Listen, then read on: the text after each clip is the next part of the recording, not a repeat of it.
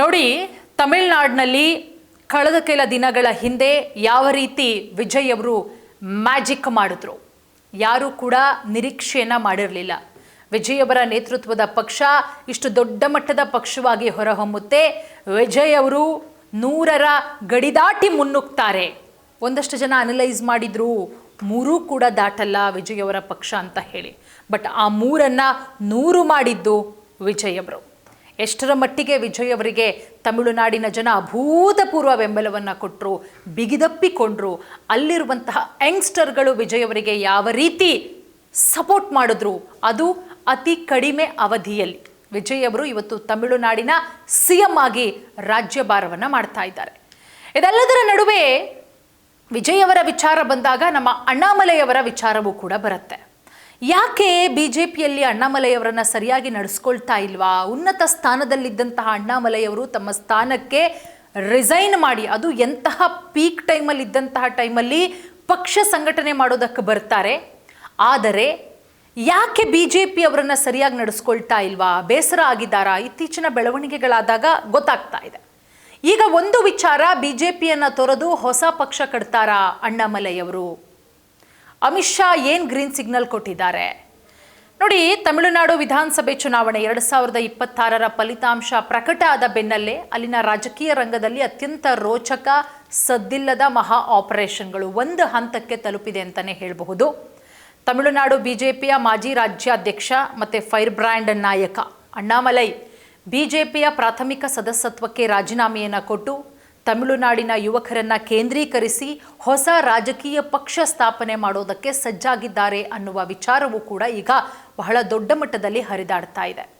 ದೆಹಲಿ ಹೈಕಮಾಂಡ್ನ ಸಂಪೂರ್ಣ ಸಮ್ಮತಿ, ಅದರಲ್ಲೂ ಕೂಡ ಬಹಳ ಮುಖ್ಯವಾಗಿ ಕೇಂದ್ರ ಗೃಹ ಸಚಿವ ಅಮಿತ್ ಶಾ ಅವರ ಗ್ರೀನ್ ಸಿಗ್ನಲ್ ಪಡ್ಕೊಂಡೇ ಅಣ್ಣಾಮಲೈ ಈ ರೀತಿಯ ಮಾಸ್ಟರ್ ಪ್ಲಾನ್ ಮಾಡ್ತಿದ್ದಾರೆ ಅಂತ ಹೇಳಿ ಅವರ ಆಪ್ತರಾಗಿರುವಂತಹ ಮೂಲಗಳು ಕೂಡ ಖಚಿತಪಡಿಸಿದೆ. ಇದು ತಮಿಳುನಾಡು ರಾಜಕೀಯದಲ್ಲಿ ಹೊಸ ಅಧ್ಯಾಯಕ್ಕೂ ಕೂಡ ನಾಂದಿ ಹಾಡುತ್ತೆ ಅಂತಲೂ ಕೂಡ ಹೇಳಲಾಗ್ತಾ ಇದೆ. ಯಾಕಂದರೆ ನಾನು ಆರಂಭದಲ್ಲೇ ಹೇಳಿದೆ, ಇತ್ತೀಚೆಗೆ ನಡೆದಂತಹ ತಮಿಳುನಾಡು ಚುನಾವಣೆಯಲ್ಲಿ ನಟ ದಳಪತಿ ವಿಜಯ್ ಅವರ ತಮಿಳಿಗ ವೆಟ್ರಿ ಕಳಗಂ TVK ಪಕ್ಷ ಯುವಕರು ಮತ್ತು ಮೊದಲ ಬಾರಿಗೆ ಮತದಾನ ಮಾಡಿದ ಮತದಾರರಲ್ಲಿ ಒಂದು ವೈಬ್ರೇಷನ್, ಸಂಚಲನವನ್ನು ಸೃಷ್ಟಿ ಮಾಡಿತ್ತು.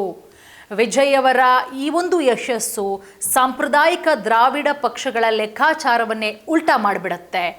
ಈ ರೇಸಲ್ಲಿ ಕೇವಲ BJPಯ ಚೌಕಟ್ಟಿನೊಳಗಡೆ ಏನಾದರೂ ಇದ್ದರೆ ತಮಿಳುನಾಡಿನ ಯುವಕರ ಸಂಪೂರ್ಣ ಬೆಂಬಲವನ್ನು ಗಳಿಸೋದಕ್ಕೆ ಸಾಧ್ಯವಿಲ್ಲ ಅನ್ನೋದನ್ನು ಅಣ್ಣಾಮಲೈಯವರು ಮನಗಂಡಿದ್ದಾರೆ. ಹಾಗಾಗಿ ತಮ್ಮದೇ ಆದಂತಹ ಪ್ರತ್ಯೇಕ ಹಾದಿ ಹಿಡಿಯೋದಕ್ಕೆ ಅಣ್ಣಾಮಲೈಯವರು ನಿರ್ಧಾರ ಮಾಡಿದ್ದಾರೆ ಅಂತ ಹೇಳಲಾಗ್ತಾ ಇದೆ.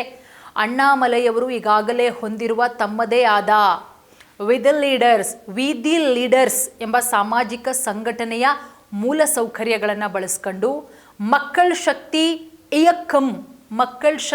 ಇಯಕ್ಕಂ ಅಥವಾ ತಮಿಳುನಾಡು ಜನತಾ ಎಂಬ ಹೆಸರಲ್ಲಿ ಬೃಹತ್ ಯುವ ಚಳುವಳಿಯನ್ನು ಕೂಡ ಆರಂಭ ಮಾಡಿದ್ದಾರೆ. ಆರಂಭದಲ್ಲಿ ಇದು ಸಾಮಾಜಿಕ ಹೋರಾಟದ ಸಂಘಟನೆಯಾಗಿ ಗುರುತಿಸಿಕೊಂಡರೂ ಕೂಡ ಅತ್ಯಂತ ಕಡಿಮೆ ಅವಧಿಯಲ್ಲಿ ಪೂರ್ಣ ಪ್ರಮಾಣದ ಪ್ರಾದೇಶಿಕ ರಾಜಕೀಯ ಪಕ್ಷವಾಗಿ ರೂಪಾಂತರಗೊಳ್ಳುತ್ತೆ ಅಂತಲೂ ಕೂಡ ಹೇಳಲಾಗಿದೆ. ನೋಡಿ, ಚುನಾವಣೆ ಟಿಕೆಟ್ ಸಿಗದಿದ್ದರ ಹಿಂದೆ ಅಮಿತ್ ಶಾ ಅವರ ಬಿಗ್ ಪ್ಲಾನ್ ಕೂಡ ಇತ್ತು ಅಂತಲೂ ಕೂಡ ಹೇಳಲಾಗುತ್ತೆ.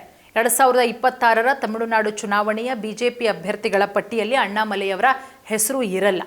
ಆಗ ಇಡೀ ದೇಶವೇ ಒಂದು ರೀತಿಯಲ್ಲಿ ಬೆರಗುಗಣ್ಣಿನಿಂದ ನೋಡುತ್ತೆ, ಆಶ್ಚರ್ಯವಾಗುತ್ತೆ. ಅಣ್ಣಾಮಲೈಯವರ ಹೆಸರಿಲ್ವಾ? ಅಯ್ಯೋ, ಯಾಕಿಂಗ್ ಮಾಡಿಬಿಡ್ತು BJP ಅಂತ ಹೇಳಿ. ಕೊಯಮತ್ತೂರು ಅಥವಾ ತಿರುಪ್ಪೂರು ಉತ್ತರ ಕ್ಷೇತ್ರದಿಂದ ಅವರು ಸ್ಪರ್ಧೆ ಮಾಡ್ತಾರೆ ಅನ್ನೋ ಲೆಕ್ಕಾಚಾರವೂ ಕೂಡ ಕೊನೆಯವರೆಗೂ ಕೂಡ ಇತ್ತು. ಆದರೆ ಅವರಿಗೆ ಸೀಟ್ ಸಿಗಲ್ಲ. ದೆಹಲಿ ಹೈಕಮಾಂಡ್ ದೊಡ್ಡ ಮಟ್ಟದ ಮಾಸ್ಟರ್ ಪ್ಲಾನ್ ಇತ್ತು ಅಂತಲೂ ಕೂಡ ಹೇಳಲಾಗುತ್ತೆ. ಕೇವಲ ಒಂದು ಕ್ಷೇತ್ರಕ್ಕೆ ಮಾತ್ರ ಅಣ್ಣಾಮಲೈಯವರನ್ನ ಸೀಮಿತಗೊಳಿಸೋ ಬದಲು ರಾಜ್ಯ ಮಟ್ಟದಲ್ಲಿ ದ್ರಾವಿಡ ಪಕ್ಷಗಳಿಗೆ ಪರ್ಯಾಯವಾಗಿ ಹೊಸ ಪ್ರಾದೇಶಿಕ ಪಕ್ಷವನ್ನು ಕಟ್ಟೋದಕ್ಕೆ ಅಮಿತ್ ಶಾ ನೇತೃತ್ವದ ಟೀಮ್ ಅವರಿಗೆ ಸೂಚನೆ ಕೊಟ್ಟಿತ್ತು ಅಂತಲೂ ಕೂಡ ಹೇಳಲಾಗುತ್ತೆ. ಹಾಗಾಗಿ ದ್ರಾವಿಡ ಸಿದ್ಧಾಂತಕ್ಕೆ ಟಕ್ಕರ್ ಕೊಡೋದಕ್ಕೆ ತಮಿಳು ಮುಖದ ಅನಿವಾರ್ಯತೆ. ತಮಿಳುನಾಡಿನಲ್ಲಿ DMK, AIADMK ಪಕ್ಷಗಳಿಗೆ ದೀರ್ಘಕಾಲನ ಪರ್ಯಾಯ ಶಕ್ತಿ ಸೃಷ್ಟಿಸಬೇಕಾದ್ರೆ ಅಲ್ಲಿ ಕೇವಲ ರಾಷ್ಟ್ರೀಯ ಪಕ್ಷದ ತಂತ್ರ ವರ್ಕೌಟ್ ಆಗಲ್ಲ. ಬದಲಿಗೆ ಅಣ್ಣಾಮಲೈಯವರಂತಹ ಪ್ರಾದೇಶಿಕ ಅಸ್ಮಿತೆ ಇರುವ ಶಕ್ತಿಯೇ ಬೇಕು ಅನ್ನೋದು ದೆಹಲಿ ನಾಯಕರು ಒಪ್ಕೊಂಡಿದ್ದಾರೆ. ಇದೇ ಕಾರಣಕ್ಕೆ ಅಣ್ಣಾಮಲೈಯವರು ಕೇಂದ್ರ ಸರ್ಕಾರದ ತ್ರಿಭಾಷಾ ಸೂತ್ರ ಸೇರಿದಂತೆ ಕೆಲವು ಯೋಜನೆಗಳನ್ನು ಬಹಿರಂಗವಾಗಿಯೇ ವಿರೋಧಿಸ್ತಾರೆ.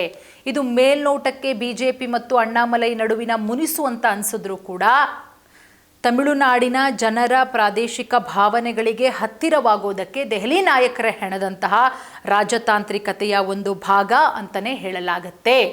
ಹಾಗಾಗಿ ಅಣ್ಣಾಮಲೈಯವರು ಹೊಸ ಪಕ್ಷ ಕಟ್ಟೋದು ಖಂಡಿತವಾಗ್ಲೂ ಕೂಡ ಸತ್ಯ. ಮತ್ತೊಂದು ಕಡೆ ಕರ್ನಾಟಕದಲ್ಲೂ ಕೂಡ ಅವರ ಪಕ್ಷ ಸ್ಥಾಪನೆಯಾಗತ್ತೆ.